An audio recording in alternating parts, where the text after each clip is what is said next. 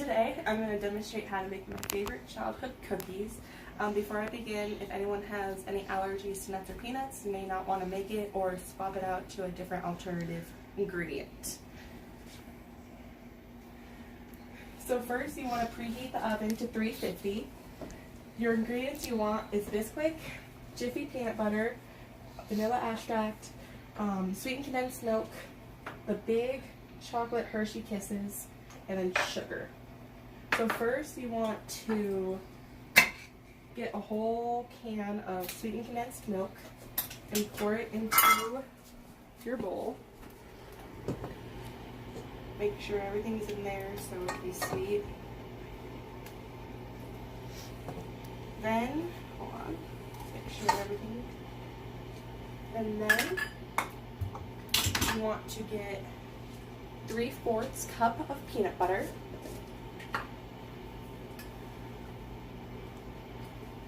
You also might want to use a little, I don't know what these are called. Oh, there we go, spatula, to make sure all the peanut butter gets out so you have the correct amount in the bowl.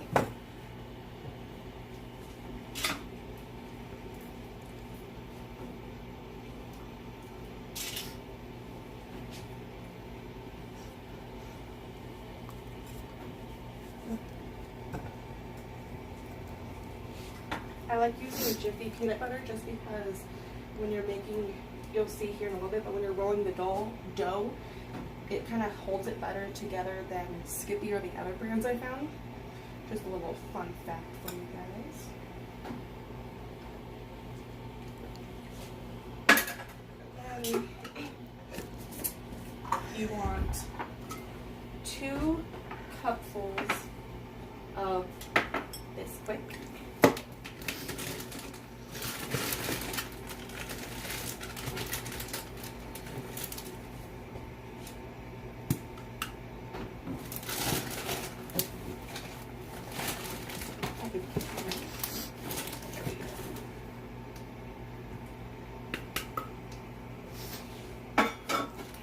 And then you want 1 teaspoon, not tablespoon, teaspoon of vanilla extract.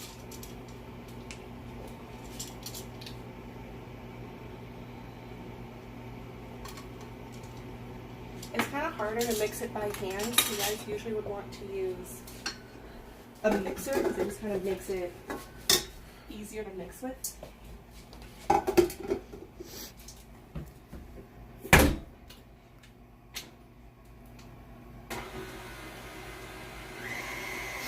This usually makes about 25 to 30 cookies, depending on how big you make the dough.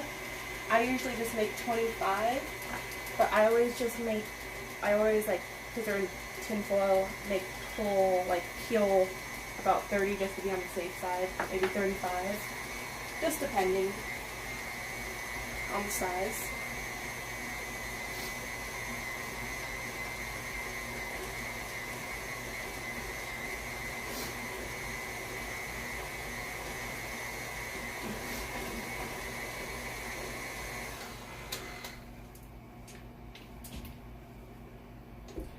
The cool thing about this recipe is that it doesn't have any eggs or raw food in it, so you can actually eat the dough and not get sick from it. So you want to get about maybe a little bit bigger size cookies. Let me get the dough. You want to roll it just like that. Then get your little sugar bowl. Roll it around. And the sugar as much as you want. I kind of like a little bit more sugar than usual. Put it on your parched tape. You want to put it on your sheet, but you also want to put parchment paper so it doesn't stick to the cookie sheet. And like I said, these make about 25 to 30, just depending on how big or small. I kind of like bite size, they're kind of easier instead of really big ones.